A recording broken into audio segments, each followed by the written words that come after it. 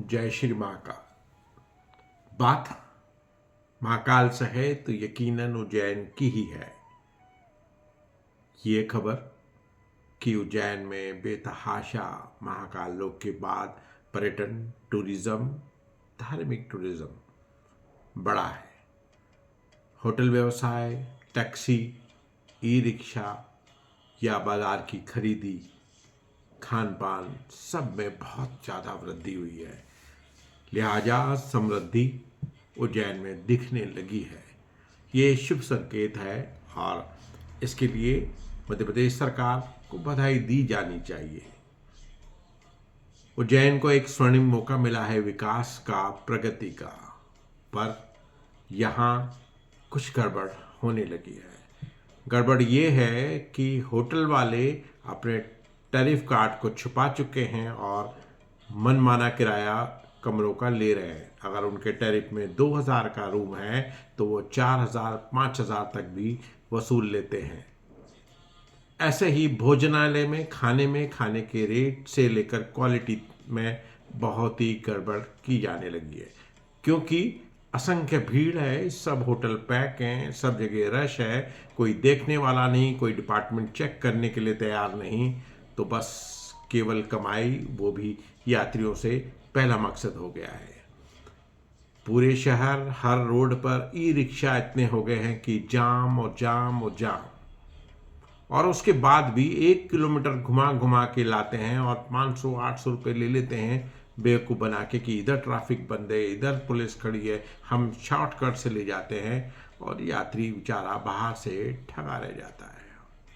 Parking lot पे भी यही स्थिति है, न पार्किंग के बराबर स्थान निर्धारित हैं, यहाँ वहाँ कोई बताने वाला है, और जहाँ पर पार्किंग की जाती है वहाँ भी मनमाना दाम लिया जाता है।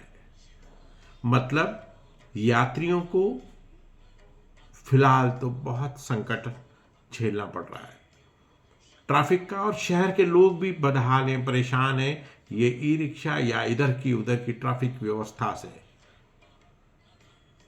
इसका असर पर्यटन पर, टूरिज्म पे यकीनन पड़ेगा, ये याद रखिए। क्योंकि जिस भी हाईवे से, मार्ग से, इंदौर से, आगर से, देवास से, बड़नगर से, मार्ग से यात्री आ रहे हैं, उनकी बसेस, उनकी कारें उनकी आ रही है, वहाँ चुपचाप पुलिस, ट्रैफिक के लोग खड़े हुए दिखते हैं और वो बाहर के नंबर देखकर उन गाड़ियों को रोकते हैं, और उनके कागज चेक के नाम पर फिर जो होता है वो सो होता ही है। उनका टाइम खराब, वो परेशान, तो बेचारे क्या करें। अगर ये ऐसा ही चलता रहा तो हमारे शहर उज्जैन, अवंतिका की छवि जो भी यात्री आएंगे वो अच्छी नहीं लेकर जाएंगे। इससे डैमेज होगा। यात्री रुकेंगे कि अरे उज्जैन में होटल, अरे उज्जैन में खाना, अरे उज्जैन में गाड़ियों का इतना आतंक, ट्रैफिक का, पुलिस का, ई रिक्शा या जो भी और भी अव्यवस्था हैं उनका। मंदिर दर्शन प्रबंधन की व्यवस्था पर तो सबका ध्यान है, वो अच्छी भी हो रही है, बेहद सटीक और बहुत ही अच्छा मंदिर प्रबंधन दर्शन व्यवस्था कर रहा है, पर बाकी चीज़ें भी की जानी चाहिए। मंदिर में जो प्रसाद मिलता है वहाँ भी कोई पैसा लेने में कैश लिया जाता है, जबकि वहाँ भी ई वॉलेट्स को यूज़ किया जाना चाहिए, ताकि हिसाब किताब भी हो और पारदर्शिता भी रहे। प्रसाद की व्यवस्था पर भी ध्यान देने की ज़रूरत है। यह एक यात्री ने खुद मुझे बताया कि यहाँ ये एक झोल है। अयोध्या के बाद यकीनन देश के पूरे यात्री, पूरे दर्शनार्थी उधर की ओर रुख किए हुए हैं, पर फिर भी महाकाल लोक के कारण महाकाल जी का दर्शन फिर भी प्रायोरिटी है भारत के भारतीयों के लिए, सनातनियों के लिए। फिर भी टूरिस्ट, यात्री, दर्शनार्थी अभी लगातार आ रहे हैं, पर अगर ऐसा ही अव्यवस्थाएं, ऐसे ही ट्रैफिक, ऐसे ही टैरिफ, ऐसे ही खाने भोजन का चलता रहा तो माफ़ कीजिएगा, बहुत बड़ा अवसर हम चूक जाएंगे। इतना बड़ा हुआ बिजनेस, व्यवसाय, पर्यटन का धीरे धीरे कम हो जाएगा। ऐसा होना नहीं चाहिए। पर ऐसा होने लगा है, ध्यान रखिए। तो फिर क्या करना चाहिए? हमें सबको अपनी अपनी आवाज़ उठानी चाहिए।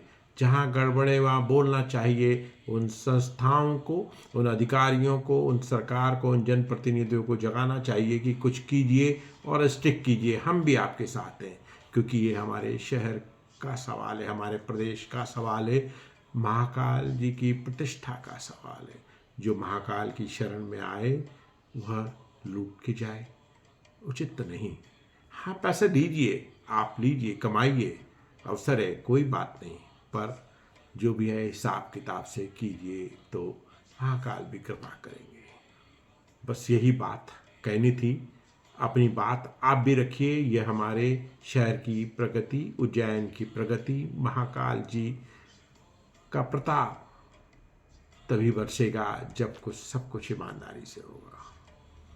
कहानी वाला से लक्ष्मण पार्वती पटेल, इंदौर। नमस्कार।